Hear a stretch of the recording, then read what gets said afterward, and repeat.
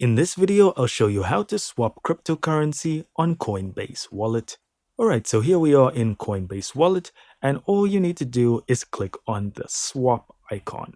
Now here in swap, you need to choose the asset that you want to swap into. So you can use the search feature here, or if you see the asset, you can choose it over here. And if you have multiple different currencies in your account, you can also choose the asset you are sending from. Then you want to put in the amount of the asset that you want to send, and you'll see that it'll show you the exchange value. When you're ready, hit continue, and then you'll be brought to a review screen. Now here on the review screen, make sure you're happy with all of the fees involved.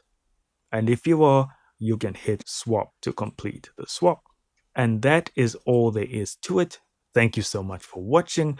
Don't forget to hit like and subscribe, and I'll see you in the next video.